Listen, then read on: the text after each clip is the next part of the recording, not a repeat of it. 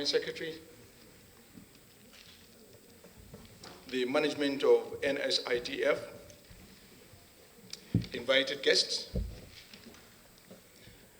our friend, truly honored to be called upon to deliver these opening remarks at this investigative hearing on the non-remittance of contributions into the Nigeria Social Insurance Trust Fund by the three tiers of government, their parastatals, public corporations, and companies from 2010 to date. We were told that on July 18, 2019, the House of Representatives, in its wisdom, decided to form this ad hoc committee to look into this critical problem with a view of finding lasting solutions to these unfortunate circumstances. The fact that government and all its agencies are guilty of this laxity, this is capable of giving the impression that we do not prioritize the social security and welfare scheme that provides comprehensive compensation to workers who suffer from occupational diseases or sustain injuries arising from accidents at workplace or in the course of employment. We must begin to show more compassion towards the fate of our workers, especially in their weakest moments. We must remember that the whole idea behind NSITF was to ensure that workers were not abandoned during the most vulnerable period of their lives when they could no longer look after themselves or their families. This is the principle behind the Employers' Compensation Act of 2010, which provides a guaranteed and adequate compensation for all workers and their dependents for any death, injury, disease, or disability in the course of their employment. This assistance is meant to be taken from the Solvent Compensation Fund, which the worker and the employer are supposed to contribute into. It is therefore both a moral and legal responsibility for the government and indeed all employers and labor to ensure that those who spend the best part of their lives working to contribute to the growth of our societies are not allowed to suffer neglect, disease, injuries in the course of their occupation.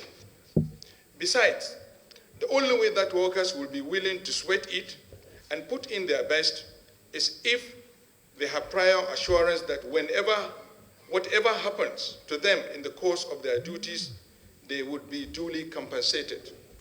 It is therefore pertinently sad that over the years, governments at local, states, and federal levels, and indeed many of the employers of labor, have been careless in remitting their contributions to the fund, thereby crippling its operations.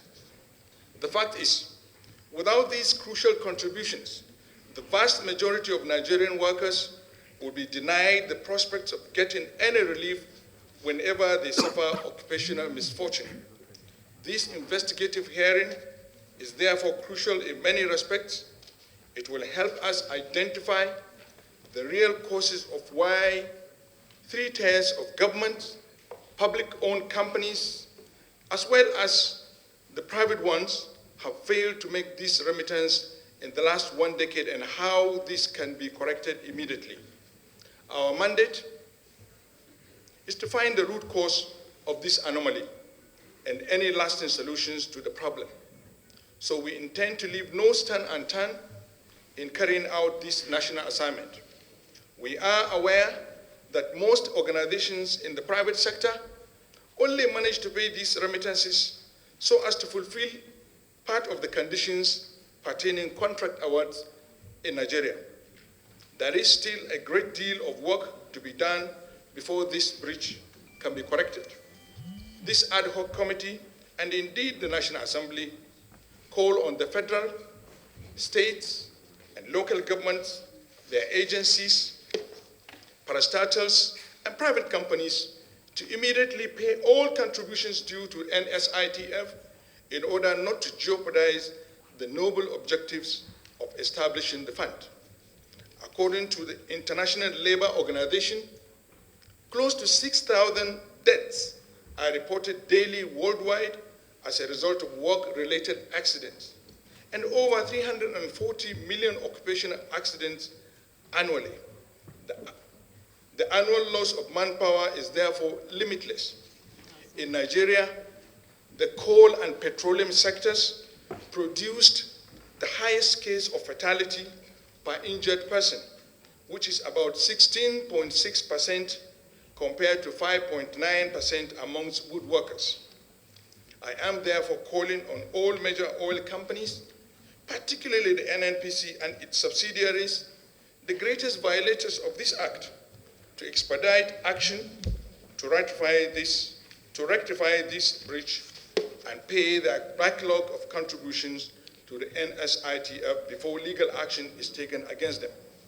Finally, I would like to call on all well-meaning Nigerians, especially employers of labor, to pay their contributions to the fund so that our workers can be guaranteed self-landing when they fall. I thank you all for coming, and thank you very much. On the failure to remit social insurance contributions to the National Social Insurance Trust Fund, NSITF, by public and private organizations. This ad hoc committee was set up in response to a resolution of the House of Representatives arising from a motion we considered during the plenary of Thursday, 18th July 2019. The National Insurance Trust Fund, NSITF, was created to meet a specific need in our country, which is of providing adequate compensation for all employees or their dependents in the event of death, injury, disease, or disability arising from or in the course of their employment. It is the employer contributions required by the law that allows the fund to operate and to meet the demands of its mandate. It allows, therefore, that failure to comply with the requirement of the law in this matter is an act of sabotage against the interest of the Nigerian worker. And that is not something we can accept as a parliament. When, as is evidently the case, government institutions themselves also fail to meet the obligations in this regard, it evidences a glaring repudiation of the government's constitutional obligation to serve the security and welfare of our people. The mandate of this committee, therefore, is simply to identify what factors may be mitigating against full compliance with the requirements of the law in this instance, and make recommendations thereto on what we in the House of Representatives can do to achieve full compliance and properly penalize those who refuse to do that as required of them by the law, whether they are government institutions or private enterprises. It is request that we amend the law. If it requires we amend the law, we will do so. If it requires that we work with the National Social Insurance Trust Fund, NSITF, to improve on the internal regulatory framework, we will do that too. One thing is for certain, that we will make sure that the rights of the Nigerian worker are protected and their interests are respected and their interests are protected. I therefore enjoin the committee to be meticulous and diligent in this assignment and to deliver a report to the House of Representatives within the shortest possible time so that we can begin to act in whatever capacity is required of us. In this regard, therefore, the committee has the mandate to recommend to the House of Representatives defaulters in this regard, and the House will also take appropriate actions, even if it means referring the recommendations of the committee to relevant agencies of fight against financial crimes like the EFCC and other relevant agencies to catch up with offenders of this kind of default. I, on behalf of the Speaker of the House of Representatives, Therefore, thank you all for being here, the stakeholders today, on the occasion of the opening of hearing of this very important ad hoc committee. I wish you God blessings and good success in your deliberations. I therefore, finally, on behalf of the Speaker, Right Honorable Femi Bajabia Mila, declare this public hearing open. I so declare. I think for an engagement of this nature, which is of serious national implications, I must say openly, and I will report to the Speaker, I'm a little bit disappointed in the kind of engagements we have here, because virtually, if not for a few of the organizations that are here represented by their chief executives, I have noticed in the course of introduction that virtually most of the people here are in representative capacity. While I know by legislative engagements and our tradition is allowed, any agency can send a representation, but when an engagement of this nature is predominantly being captured or being attended by representative on behalf of social person, even the permanent secretaries, some of them are not here. The ministers are supposed to be here who are invited. I want to say with all sense of sincerity and responsibility that after the opening ceremony, you must encourage head of agencies and organizations that are supposed to be here and engage with the parliament to please endeavor to attend this important engagement so that at the end, everyone will be fully represented and presented. Because what is happening here is a mini house sitting. The chairman of the committee here is a mini speaker, and he's acting for and on behalf of the House of Representatives. So in a situation whereby you have all agencies, relevant agencies, dealing with a very important and serious matter like this, non-remittance of fees to government coffers to take care of workers who have fallen or who have retired. And it's like agencies or organizations are taking it with levity. I think the House should be so much concerned about it. So, Mr. Chairman, this is my observation. And I hope as you continue these engagements, the next day and maybe the day after, you must encourage head of agencies to be here in person because they are coming to answer the call of the Nigerian people. What you are doing here, you are doing it on behalf of the House of Representatives and by extension on behalf of the 360 federal constituencies of the Federal Republic of Nigeria. This is my personal observation anyway. And I think as a representative, I have to report back to my principal that what I observed in this engagement is like there's a little negligence in terms of response from the invited agencies and organizations. And I want to believe you will take note of that. And those of them that are here appropriately with their heads of agencies here, you must also pay special attention to them. And when you come to make up your report, you let the House know those agencies who have specifically come in the right form and in the right direction. Thank you so much, distinguished ladies and gentlemen. God bless you. All workers, in one way or the other. This gathering or this hearing is about strengthening an act of National Assembly and a law of this country which affects virtually every family in this country in one way or the other. I don't believe there is a family that cannot boast to say that there is no one single person that is working somewhere, either in government, private sector, or working for himself, or an employer of labor. So it's about Nigeria. Observations were made on the abuse and careless attitudes of employers of labor from federal government downwards with respect to adhering to this legislation. This is a legislation that is humane and humble and very futuristic. This is a legislation that is there to defend you and I at a moment when we need it. So I think it is a legislation that it requires our fullest responsibility. Societies generally are governed by laws. No society can exist without one aspect of law or the other. This legislation, Workers or Employers Compensation Act, is about a worker, is about you and I. What we found in this country, and going by how much I have read about these things in other jurisdictions, this is actually the only country where you find this careless abuse. I challenge each and every one of us to go and check. This is a legislation that is there to guarantee workers in an event of misfortune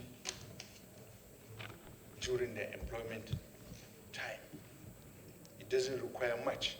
1% of total payroll, consisting the total emolument of a workplace which has a bit more than 10 people.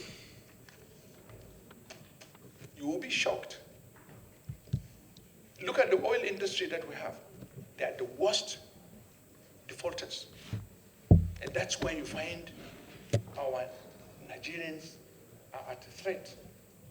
Disease, injuries, because of the high rate of fatality in the industry. NNPC, and it's about 11 subsidiaries. They are the greatest defaulters. They go around with excuses, giving excuses to a national law. States, local governments, some local governments are even ignorant about this act. But that, I will blame the NSITF for not enough sensitization. And I believe probably some of the representatives that are here, probably this is the first time they're hearing about this act. You should be out there, the NSITF should be out there, get out there, make Nigerians understand about this. Why is ITF not complaining of this remittance? Why is ITF? So you should be out there, sensitize Nigerians, sensitize employees of workers, so that at least we will, you will be there when there is need for you to be there. You are free to go. Those that are not in default will take records of it, and we expunge their names in an event we need to publish those that are not remitting after this report. So we will do it quickly. We do not intend to waste anybody's time here. They have their records, they have their system here, and they can confirm. If you confirm to us the legitimacy of your papers, your receipts, and so many other things, you go. Those that are in default, those that have found out their documents are scrupulous, we will take note of it, and then we will report to the necessary agencies for sanctions. I learned the Federal Ministry of Labor and Productivity, they are going to make a comment, some remarks as well. Republic of Labor and Employment, Federal Ministry of Labor and Employment, sorry. His Excellency Senator Chris Mwabezengige is unavoidably absent. As some of you are aware, there is extraordinary Federal Executive Council sitting going on now, and the Honorable Minister is here and has directed that, based on the love and regard he has for this committee, that I should rush to this place and stand in for him. So the words here are that of the Honorable Minister, and also represents the view of the Federal Ministry of Labor and Employment. Now, as it goes this way, I'm delighted to be here today amongst honorable members, particularly Honorable Sada Soli, the chairman, and other members of this committee, to discuss the employees' compensation scheme, a laudable scheme, very key to the business of the present government, the general public, and myself. May I also most heartily appreciate this ad hoc committee for their interest and commitment to ensuring that the statutory dictates of the government with regards to societal welfare adhered to from the 80th National Assembly to the present 9th National Assembly. Highlights of the Employee Compensation Act 2010 and the NSITF operations. It is important also to highlight here attributes and objectives of the scheme under discussion at this public hearing. The Employees Compensation Act 2010 was signed into law on the 17th day of December 2010 as an act to repeal the expired Workmen's Compensation Act of 2004 and to make provision for compensations for any death, injury, disease, disability arising out of or in the course of employment and for related matters. The Nigerian Social Insurance Trust Fund, NSITF, the fund hereafter, was mandated to implement the compliance activities inherent with the Employees Compensation Act 2010, as well as the funds created under Section 56 of the Act. It is worthy to note that the provisions of the Employees Compensation Act 2010 applies to all employers and employees in the public and private sector of the Federal Republic of Nigeria, except non-civilian members of the armed forces.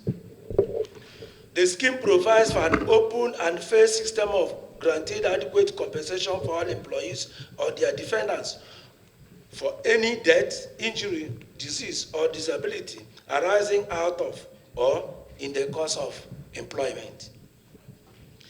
Established and maintains the Solvent Compensation Fund, provides rehabilitation for injured employees, provides fast, fair, and adequate assessment of claims, combines efforts and resources of relevant stakeholders for the prevention of workplace disabilities, including enforcement of occupational safety and health standards. To meet the scheme's objectives, the fund has a presence across the Federation with 11 regions and 56 branches nationwide. As with every noble scheme of government in particular and any scheme in general, the fund has faced and faces a number of challenges as will be highlighted below.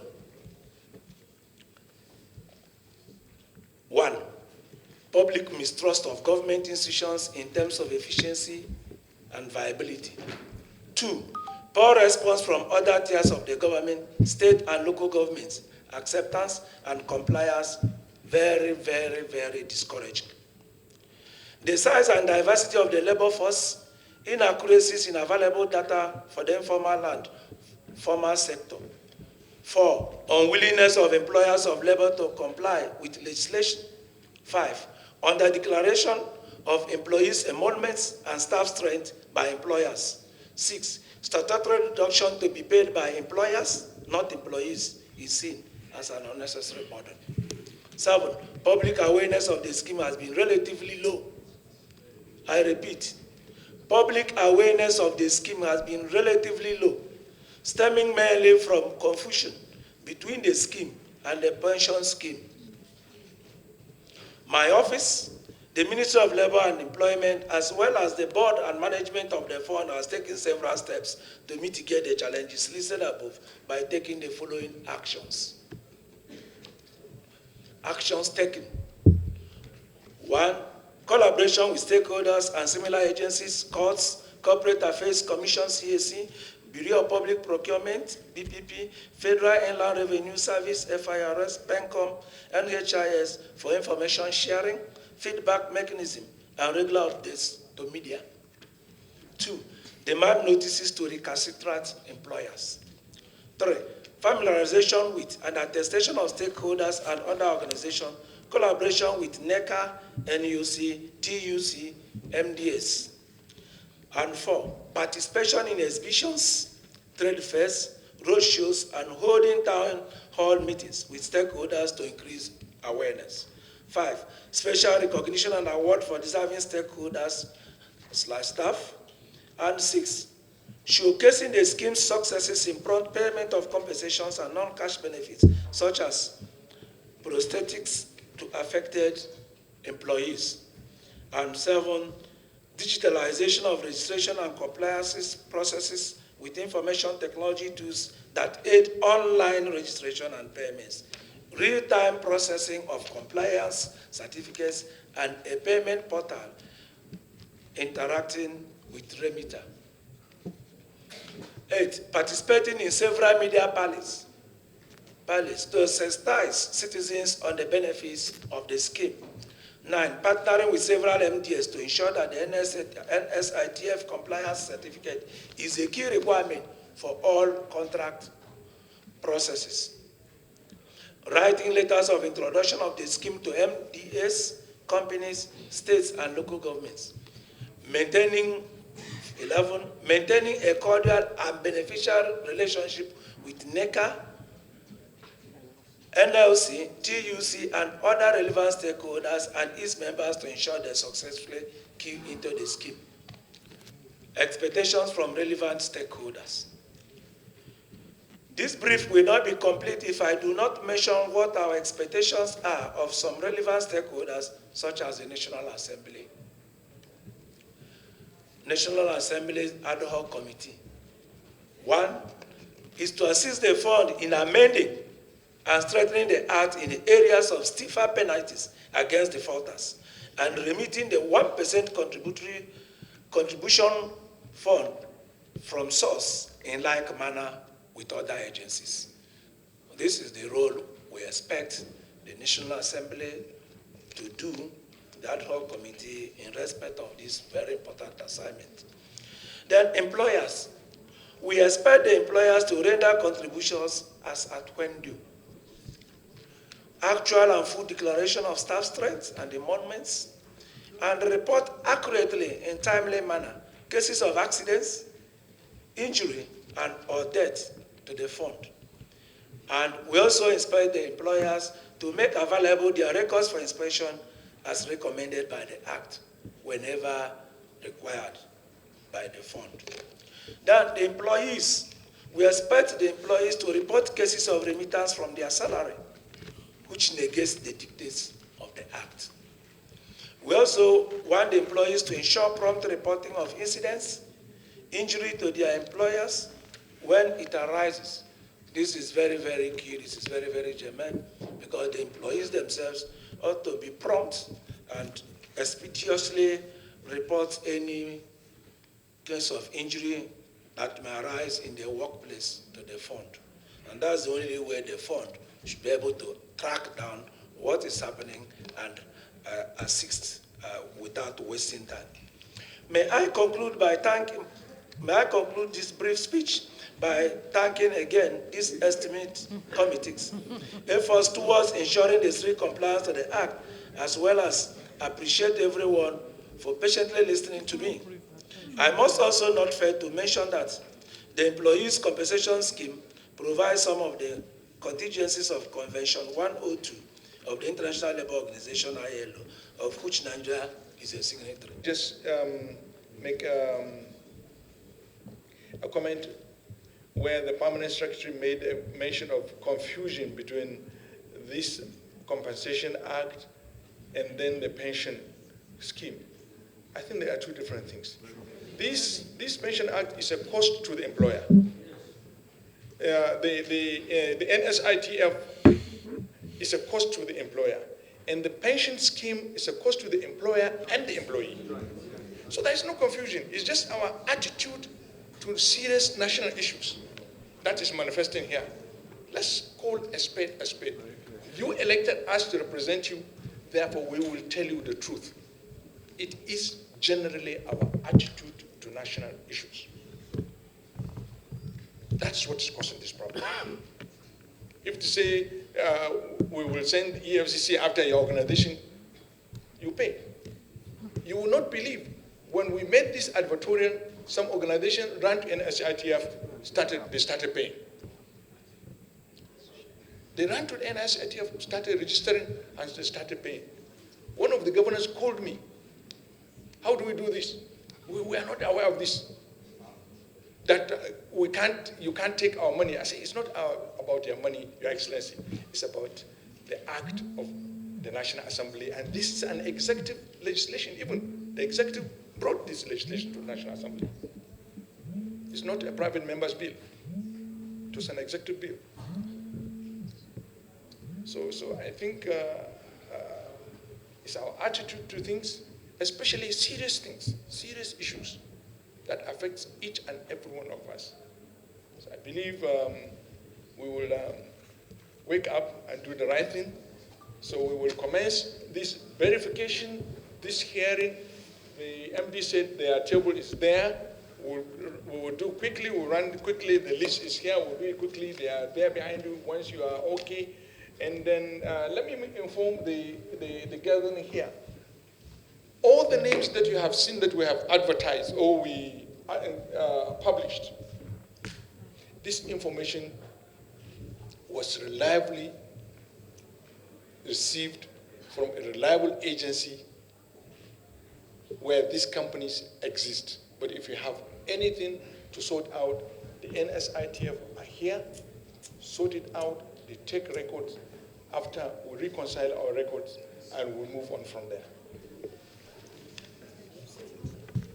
May I also crave the indulgence of this gathering to introduce the Permanent Secretary of the Federal Capital Territory, representing the Minister of the Federal Capital Territory. Compliant to every law of this country, but we have a specific challenge in terms of implementation of this provision of the law. And that is why I was requesting that maybe if we're just sitting here to do a reconciliation, we'll have no record to reconcile because of a specific challenge we have. And I think it's a challenge that is affecting all federal government agencies that draw their budget from the federal system. The 1% contributory contribution is part of personnel cost. The budget office of the federal government of Nigeria has a budget template which requires agencies of government just to put the names of employees, their position, their grade level, and their step. That is the only provision that we provide to the budget office, and they determine every other allocation that is made. That template has no provision for NSITF. So it's not possible for any agency, or let me speak for myself, it's not possible for NAIT to be able to make provisions for this contribution. And if we don't have any provisions in the budget, we also cannot via budget, which is also a criminal act. So we have made contacts with NSITF in the past on this issue, and we said the best place to start is the budget office, so that template will include all these provisions, and then it will be seamless for most agencies of the federal government. So I just observed that some of us might just be sitting here, and when we are called, we still will not have any document to reconcile. And so I think that since this is an investigative activity of the National Assembly, we should also be able to take into cognizance the peculiarities that agencies are having so that we can have a solution for this. As we make this provision, I think I want to align with the Permanent Secretary that probably this committee can also look at other provisions of the law that affects employees that are not being applied, even as we speak. And I draw particular attention to the provisions of Section 4, subsection 1 to 4 of the Pensions Act 2014, as it has to do with the rate of contributions and benefit for employees, which till date is not being applied. So on this note, I want to thank you for the opportunity, and I plead that you'll be able to take these contributions and help us to apply the law as is required. Thank you, sir. That all treasury-funded agencies all treasury-funded agencies should only submit a soft copy of their personnel payroll, and that the committee take the issue of compliance payment remittances with the office of the Minister for Finance, Budget, Economic Development, and the DG Budget. They are the people we should be talking to, because it is not a cost to the personnel, but rather it's a cost to the employer. So we should engage the Honorable Minister of Budget, Finance, Budget and National Planning, and DG Budget on this matter. And as a result, Mr. Chairman, may I apply that we allow all the treasury-funded agencies, ministries of government to take their leave, so that we can engage non-treasury-funded MDAs and public corporations and private blue-chip companies that are here. Yes, I have soft copy here. Audited final accounts. Yes, sir. That was submitted to FIRS? Yes, sir. Okay, so what's your labor cost, total labor cost? If I have the audited accounts, I will simply look at it and, relate with you, Because that's a function of what you have to remit to FIRS. It wasn't requested as part of the document. So, okay, now what's your labor cost in your 2016 audited financial statement? Okay, just a minute. Let me quickly give you the actual figure here. You don't have the actual figure? No, I'll give you now. Let me give you the actual here. For the period under consideration? Yes, sir, we've done that. Can you show us proof? Yes, we have it here. Show us proof. Okay. I want a receipt issued by NSITF. Yes, sir. This insurance. Now, what actually happened is that the company was formerly Oasis Insurance Company before FBN Insurance acquired the company. That was in 2014. 2014? Yes. Okay. Every month. If this is 1%, then if you multiply this by 100, it means 8 million. Excuse me, sir. Okay. Let's be on the same page. Let's be on the same page. And please calm down, Uncle. Okay, so the point of my question is this. Simply show me evidence of remittance. I asked for your audited account earlier. I wanted to cross-check to see if 1% of your personnel cost. Apart from pay, since our law says pay on estimate, and they'll be paying, and we observe a lot of employers are underpaying, we went further. Excuse me, sir, please address FBN now. Yes, FBN, from our record, they're underpaying. how did you establish? You convey that to them? Sir? Have you conveyed that? No, it is when we check our record and we've not the payment, what they're underpaying now. No, sir. No, what I'm saying is this. You see, we're on a fact-finding mission here. Okay, and we're trying to help citizens who elected us here, who are working both in the private and the public sector, so that in case they have claims, they can get their claims. Examined the records of FBN, General Insurance. You have the opinion that they have underpaid. Be on record, sir. Yes, sir. You have the opinion that they have underpaid. And my question is, have you conveyed your opinion to them and probably demand for the shortfall? In trying to meet up the request from National Assembly, we check our record. It is within this month, last month, that we check our record compared to what they are paying us, and we discover they are underpaying when we compare what they pay to other organizations, sir. Okay, my leader, sir, Mr. Chairman, sir, in order not to waste time, Mr. Chairman, in order not to waste time, sir, MD, what we do here is this. Fair hearing, it's your right constitutionally. So we will not subject anybody to any intimidation here. So the representative.